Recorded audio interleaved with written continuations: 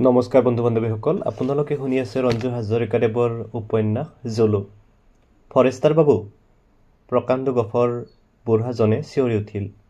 আপুনি এখন গাঁৱৰ ৰাইজক অপমান কৰিছে। এইবোৰ কথাৰ আপুনি প্ৰমাণ দিব পাৰিব? মোৰ ইয়াত বেছিদিন হোৱা নাই। পুৰণি ৰেকৰ্ড উলিয়াই চাওঁতে পাইছোঁ যে যোৱাটো বছৰত আপোনালোকৰ গাঁৱৰ কেইবাজনো লোকেই অৰণ্যৰ ভিতৰত জুলুৰ খোজত নিধন হৈছে। তেওঁলোকে বন্দুক আদি অস্ত্ৰ লৈ এই অৰণ্যত সোমোৱাৰ প্ৰমাণ আছে। সিদিনা মই এই অৰণ্যতে কেইজনমান লোকক গছ কাটিবলৈ আহোঁতে ধৰা পেলাইছিলোঁ। কোনো ধৰণৰ শাস্তি প্ৰদান নকৰি অনেক কথা বুজাই ঘূৰাই পঠিয়ালোঁ। মই তেনেদৰে এৰি দিয়া কথাটো আপোনালোকে বৰ দুৰ্বলতা বুলি যদি ভাবিছে তেন্তে ভুল কৰিছে। আমি আপোনালোকৰ লগত কথাৰ মহলা মাৰিবলৈ অহা নাই। আপোনালোক যাব পাৰে। আমি আপোনাৰ কথা ওপৰলৈ লিখিম। মোৰ প্ৰমোচনৰ বাবে আপোনালোকে চেষ্টা কৰিব খোজাত মই আন্তৰিক ধন্যবাদ জনাইছোঁ, নিৰ্লিপ্ত স্বৰেৰে পৰীক্ষিতে ক'লে। মানুহকেইজনে লাজে অপমানে খঙত ফচফচাবলৈ ধৰিলে। ঠিক আছে, আমি আহিছোঁ, কিন্তু মনত ৰাখিব, দ্বিতীয়বাৰ আমি আপোনাৰ ওচৰলৈ নাহোঁ আৰু আপুনি ইয়াত কিমান দিন থাকে দেখা যাব। ডেকাজনে কৈ কথাটোৰ পৰা গপগপাই ওলাই গ'ল। বাকীকেইজনো এজন এজনকৈ ওলাই গ'ল।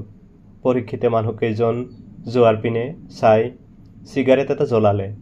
এনেতে ফৰেষ্ট গাৰ্ড এজন পৰীক্ষিতৰ অফিচ কথালৈ সোমাই আহিল। পৰীক্ষিতে ফৰেষ্ট গাৰ্ডজনলৈ চালে। ছাৰ, আপুনি সিহঁতক উচিত কথা ক'লে। এই গাঁওখনৰ মানুহবোৰ ভাল নহয়। এওঁলোকে বৰুৱা ছাৰৰ দিনত গোটেই অৰণ্যৰ পহু আদি মাৰি তহিলং কৰি ফুৰিছিল। সেই যে প্ৰকাণ্ড গফৰ মানুহজন, তেওঁৱে গাঁওবুঢ়া। মানুহজন বৰ বেয়া। চোৰাং চিকাৰীৰ দলবোৰৰ লগত তেওঁৰ ঘনিষ্ঠ সম্পৰ্ক, ফৰেষ্ট গাৰ্ডজনে ক'লে। এইবাৰৰ পৰা এই অৰণ্যত কোনে কেনেকৈ চোৰাং চিকাৰ কৰে দেখা যাব। জুলুৰ ওপৰত তেওঁলোকৰ আক্ৰোশৰ কাৰণটো বুজিছোঁ। জুলুৰ ভয়ত ছাৰ চোৰাং চিকাৰীৰ দলবোৰে হাবিত সোমাবলৈ ভয়ে কৰে ছাৰ। সেইকাৰণে কৈছোঁ, জুলুৰ যাতে কোনো বিপদ নহয় তালৈ লক্ষ্য ৰাখিবা। পৰীক্ষিতে জেপৰ পৰা কলমটো উলিয়াই ল'লে আৰু হাবিৰ মাজত দেখি অহা মৰা গৰ্তৰ বিষয়ে ৰিপৰ্ট লিখিবলৈ আৰম্ভ কৰিলে।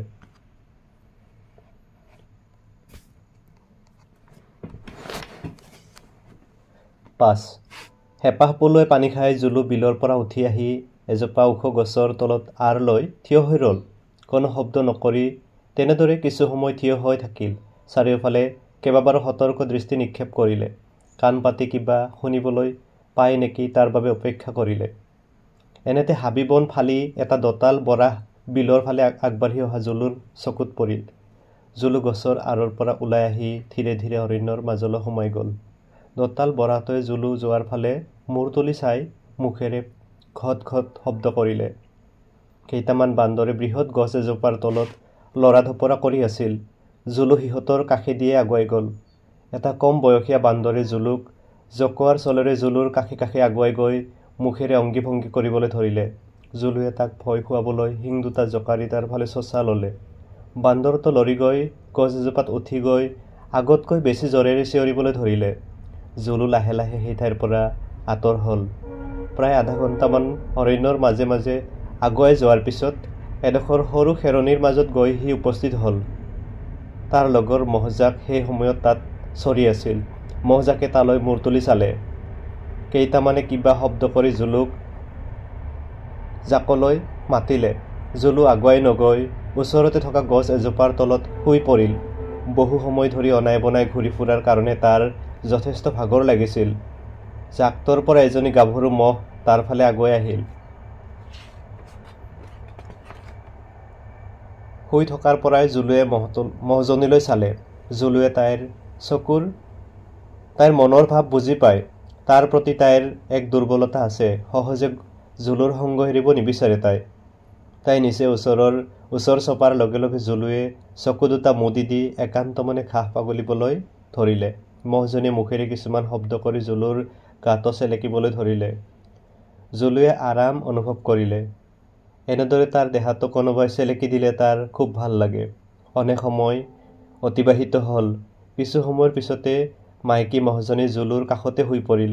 লগে লগে জুলু থিয় হ'ল আৰু এইবাৰ মহজনীৰ গাটো সি চেলেকিবলৈ ধৰিলে। মৰমৰ বিনিময়ত মৰম। মহজনীয়ে ডিঙিটো দীঘলকৈ মেলি দি এক মিঠা পৰশৰ অনুভূতি লৈ চকু দুটা মুদি দিলে। গোটেই অৰণ্যখনে যেন ভীষণ শান্ত, যেন একেবাৰে উদাস হৈ পৰিছে, কিবা যেন নিৰ্লিপ্ত।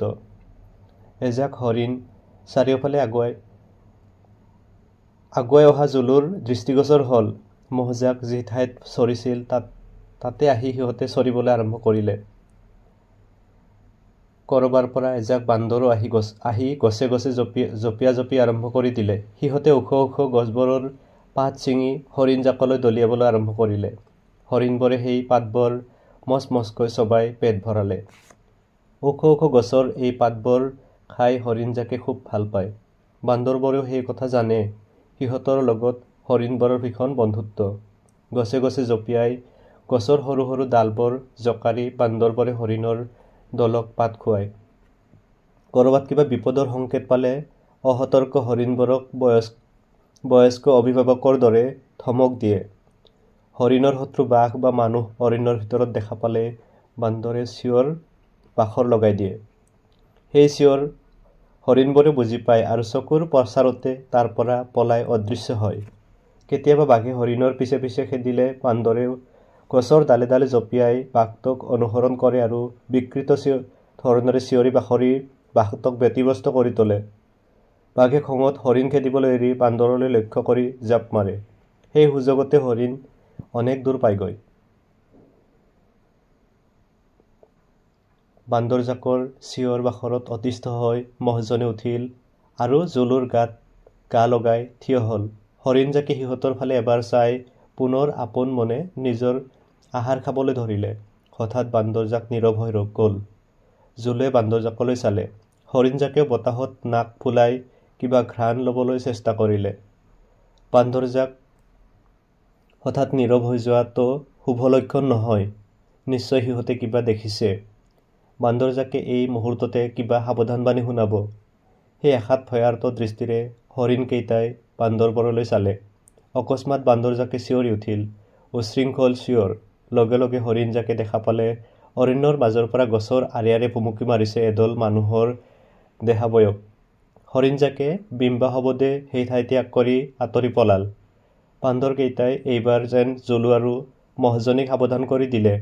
তহঁত পলা, মানুহ নামৰ ভয়ানক প্ৰাণীকেইটাই তহঁতৰ চকুত পৰা নাই? ইহঁত অতি সাংঘাতিক, সময় থাকোঁতে পলা।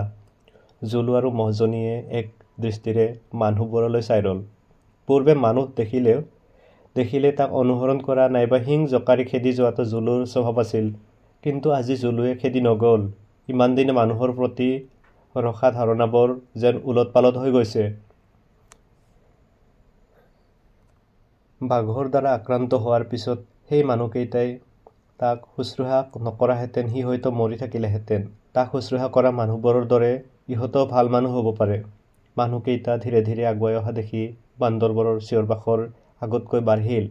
কিছুমানে গছৰ ডালে ডালে বগাই আঁতৰলৈ লৰি গ'ল। মানুহজাকৰ হাতত ধনুক আৰু লেখীয়া ভয়ানক মৰণাস্ত্ৰবিধ সিহঁতে দেখা পাইছে। কেতিয়া কেনেকৈ নিঃশব্দে অস্ত্ৰবিধ আহে গমেই পোৱা নাযায়। যেতিয়া অস্ত্ৰৰ আঘাতত দুই এটা বান্দৰ গছৰ পৰা সৰি পৰে তেতিয়াহে গম পায়। মাইকী মহজনীয়ে মানুহজাকলৈ চাই নাকেৰে ফচ ফচ শব্দ কৰিবলৈ ধৰিলে। অৰণ্যৰ মাজত অনধিকাৰ প্ৰৱেশ কৰি মানুহকেইটাই সিহঁতৰ প্ৰেমত বিঘিনি জন্মোৱাত তাই যেন অতিষ্ঠ হৈ পৰিছে। মানুহকেইটাক আক্ৰমণ কৰিবলৈ তাই জুলুলৈ চাই তাৰ সহযোগিতা বিচাৰিলে। জুলু কিন্তু নিৰ্বিকাৰ, নিষ্পলক নেত্ৰেৰে মানুহকেইটালৈ চাই আছে। চকুত কোনো উৎকণ্ঠাৰ ভাৱ নাই আৰু সিহঁতক আক্ৰমণ কৰাৰো কোনো লক্ষণ নাই। মহজনীয়ে ভয় খালে। মানুহকেইটাই সিহঁতৰ ফালে নিৰ্ভয়ে আগুৱাই অহা লক্ষণটো ভাল নহয়। তাই এনে সাহসী মানুহ কেতিয়াও দেখা নাই। তাই সিহঁতক আৰু আগবাঢ়িবলৈ দিব নোৱাৰি। মহজনীয়ে আগতকৈও ঘন ঘন উশাহ লৈ বিদ্যুৎ গতিৰে সিহঁতক লক্ষ্য কৰি খেদি গ'ল। জুলুৱে টলকিবই নোৱাৰিলে। মানুহকেইটাক আক্ৰমণ কৰাৰ আগতে মহজনী আধা বাটতে ৰৈ গ'ল আৰু দীঘলীয়া আতাহ এটা পাৰি ঘূৰি গ'ল। পুনৰ জুলুৰ ফালে লৰি আহিব খোজোতেই মহজনীয়ে তাইৰ প্ৰকাণ্ড শৰীৰটো লৈ অৰণ্যৰ মাজত বাগৰি পৰিল। জুলুৱে অবাক হৈ মহজনীলৈ চাওঁতে মানুহবিলাকে মৰা তীক্ষ্ণ কাঁড় এডাল তাৰ মুখৰ আগেদি গৈ গছ এজোপাত খচ খাই গ'ল। মুহূৰ্তৰ ভিতৰতে জুলুৱে তাৰ মন স্থিৰ কৰি প্ৰাণতাকি অৰণ্যৰ মাজলৈ লৰি গ'ল।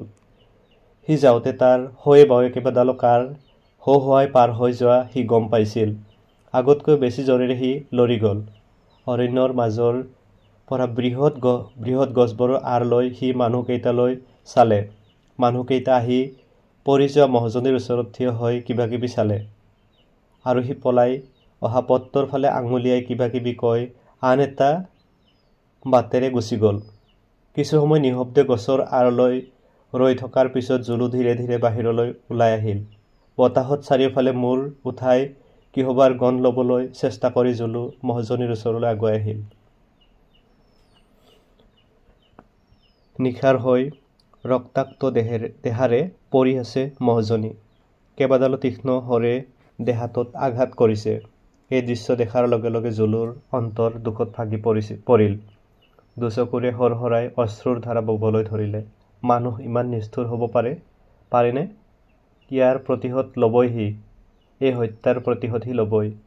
মানুহকেইজন যিটো পথেৰে অৰণ্যৰ মাজলৈ সোমাই গৈছিল সেই পথকে অনুসৰণ কৰি জুলু অগ্ৰসৰ হ'ল। খুব সাৱধানে আগবাঢ়িল সি, যাতে তাৰ উপস্থিতিৰ কথা মানুহকেইজনে ঘুণাক্ষৰেও গম নাপায়। বিশাল দেহাটো লৈ জুলুৱে যেতিয়া অৰণ্যৰ গছৰ আঁৰে আঁৰে নিঃশব্দে হাতত হাৰে ভৰিত হাৰে আগবাঢ়ে, মানুহৰ কথা বাদেই অন্যান্য সদা সতৰ্ক অৰণ্যৰ প্ৰাণীবোৰেও তেতিয়া তাৰ উমান নাপায়। কিছুদূৰ আগবাঢ়ি যোৱাৰ পিছতে মানুহকেইজন জুলুৰ দৃষ্টিগোচৰ হ'ল। খুব সাৱধানে হাতত ধনু-কাঁড় লৈ সিহঁত আগবাঢ়িছে। কোনে জানে কাৰ সন্ধানত সিহঁত সোমাইছে। সিহঁতক দেখাৰ লগে লগে জুলুৰ খংটো দপ দপকৈ জ্বলি উঠিল। অৰণ্যৰ হত্যাকাৰীক জুলুৱে ক্ষমা নকৰে। প্ৰতিশোধ সি ল'বই। অকস্মাত তাৰ মাকৰ কথা মনলৈ আহিল। একেদৰে মানুহবোৰে তাৰ মাকক হত্যা কৰি গৈছিল। জুলুৱে ততালিকে কৰ্মপন্থা স্থিৰ কৰি ল'লে। হঠাৎ আক্ৰমণ কৰি সিহঁতক চেদেলি ভেদেলি কৰিব পাৰিলেহে সি জয়ী হ'ব পাৰিব, অন্যথা তাৰো মৃত্যু অনিবাৰ্য। জুলু ক্ৰমান্বয়ে মানুহকেইজনৰ বাওঁফাললৈ আগবাঢ়িল। অসম্ভৱ দ্ৰুতগতিত শব্দহীন পদসঞ্চাৰ আৰু দুৰ্জয় সাহসৰ অধিকাৰী জুলু। সি যেতিয়া আক্ৰমণ কৰিবলৈ আগবাঢ়িব তাক প্ৰতিহত কৰাৰ ক্ষমতা বা সাহস কাৰো নাই। হঠাৎ মানুহকেইজন ৰৈ গ'ল। সন্মুখত সিহঁতে বোধহয় কিবা দেখা পাইছে। কৰা চৰাই এটাই হুৱাক হুৱাক শব্দ কৰি অৰণ্যৰ ওপৰেদি উৰি গ'ল। মানুহকেইজনে ধনুত শৰ জুৰিলে। ক্ষন্তেকৰ ভিতৰতে নিশ্চয় সিহঁতে আন এটা হত্যাকাণ্ডত লিপ্ত হ'ব। কিন্তু সেই সুযোগ সিহঁতক আৰু জুলুৱে নিদিয়ে। চকুৰ পচাৰতে হাবি-বন ভাঙি জুলু মানুহকেইজনৰ ফালে লৰি গ'ল। ধুমুহাৰ গতিৰে আগুৱাই যাওঁতে যি শব্দ হ'ল সেই শব্দতে মানুহকেইজনে পিছলৈ ঘূৰি চালে, কিন্তু তেতিয়া অনেক পলম হৈ গৈছে। ইতিমধ্যে জুলুৰ শিঙৰ ভয়ংকৰ আঘাতত দুজন মানুহ আঁতৰত কৈ ছিটিকি পৰিল। আন তিনিজনকো আক্ৰমণ কৰাৰ সুযোগ নিদিলে জুলুৱে। একে পাকতে ঘূৰি প্ৰচণ্ড জোৰেৰে আঘাত কৰিলে সিহঁতক। মানুহকেইজনৰ মাজৰে এজনে হাতত ধনু-কাঁড় পেলাই সেই ঠাইৰ পৰা প্ৰাণতাকি বিপৰীত ফাললৈ লৰ দিলে। জুলুৱে কিন্তু তাকো এৰি দিব নুখুজিলে। পৰি থকা চাৰিজনক তাৰ চোকা শিং দুটাৰে প্ৰচণ্ড আক্ৰোশত খুচি থকা সৰকা কৰি পলাতক মানুহটোৰ ফালে ৰুদ্ৰ মূৰ্তি ধৰি খেদি গ'ল। মানুহটো বেছি দূৰলৈ যাব পৰা নাছিল। মৃত্যুৰ ভয়ে তাৰ হাত ভৰিবোৰ জঠৰ কৰি পেলাইছিল। পিছফালে জুলুৰ খুৰাধ্বনি শুনি মানুহটোৱে আতংকিত দৃষ্টিৰে পিছলৈ ঘূৰি চালে। বিশাল শিং দুটাৰ সৈতে কিছু আঁতৰত থিয় হৈ আছে ভয়ংকৰ আকৃতিৰ জুলু। তাৰ ৰক্তাক্ত চকু দুটাৰে যেন জুইৰ ফিৰিঙতিহে বাহিৰ হৈছে। সমস্ত শৰীৰ মুহূৰ্তৰ ভিতৰতে যেন অৱশ হৈ পৰিল। ভৰি দুখনো শিলৰ দৰে গধুৰ হৈ ক্ৰমাৎ যেন মাটিৰ তললৈ সোমাই গৈছে। চকুৰেও সি ধুঁৱলি কুঁৱলী দেখিবলৈ পালে। কাণৰ ওচৰত যেন হাজাৰ হাজাৰ বৰলে একেলগে গো-গোৱাবলৈ ধৰিলে। তাৰ পিছত তাৰ আৰু একো মনত নাই। জুলুৱে মানুহটোক শিঙেৰে বুকুৱে পিঠিয়ে হালি পেলালে। তাৰ পিছত তাৰ শিঙৰ ওপৰত উঠাই জোকাৰি মানুহটোৰ প্ৰতি থকা তাৰ সমস্ত আক্ৰোশ ঘৃণা মচি পেলাবলৈ বিচাৰিলে। মানুহটোৰ পেট ফাটি ওলোৱা নাড়ীবোৰ জুলুৰ কঁপালৰ আগত ওলমি ৰ'ল। মানুহটোৰ দেহৰ উষ্ণ ৰক্তেৰে তাৰ শিং দুটা ৰক্তিম হৈ পৰিল।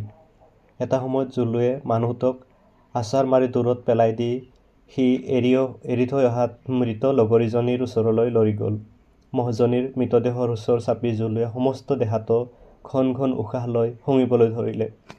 সি অত্যন্ত দুখ আৰু বেদনাত ছটফটাবলৈ ধৰিলে। বলিয়া কুকুৰৰ দৰে এবাৰ দূৰলৈ লৰি যায় আৰু পিছ মুহূৰ্ততে মহজনীৰ ওচৰলৈ লৰি আহে। চাওঁতে চাওঁতে সন্ধ্যা হৈ আহিল। ধীৰে ধীৰে বতাহ বৈছিল। অৰণ্যৰ মাজত দূৰৰ ক'ৰবাত অচিন চৰাই এটিয়ে একেৰাহে কৰ্কশ শব্দৰে চিঞৰি আছিল। আকাশ ভৰা তৰাৰ পোহৰ, কিন্তু তলত ঘোৰ অন্ধকাৰ, বুকুত স্তব্ধ অৰণ্য। ক'তো কোনো শাৰী শব্দ নাই। জুলু তাৰ মৃতা প্ৰেমিকাৰ কাষতে শুই পৰিল। বিলৰ ফালৰ পৰা নিভৃত বন ভেদ কৰি এটা সময়ত ভাহি আহিল পূৰ্বৰ আগৰ দৰে এক মৃদু তৰ্জন গৰ্জন, বাঘৰ গৰ্জন। কিন্তু জুলু আগৰ দৰে সতৰ্ক নহ'ল, মূৰ ঘূৰাইও নাচালে। তাৰ মূৰটো মহজনীৰ কান্ধৰ ওপৰত থৈ সি তেনেদৰে পৰি ৰ'ল। ভীৰু হৰিণৰ দল এটা নিশব্দে তাৰ আগেদিয়ে লৰি পাৰ হ'ল, কিন্তু জুলু নিৰ্বিকাৰ। পূব আকাশত পোহৰৰ আভা ফুটি উঠিল। বিবিধ পক্ষীৰ কলৰৱত অৰণ্য মুখৰ হৈ পৰিল। কিছু আঁতৰত ওখ ওখ গছবোৰৰ ডালে ডালে জঁপিয়াই বান্দৰবোৰে সিহঁতৰ খেলা আৰম্ভ কৰি দিছে। নিশাৰ নিস্তব্ধ অৰণ্য এতিয়া জীৱ জন্তুৰ বিবিধ চিঞৰ বাখৰত সাৰ পাই উঠিছে।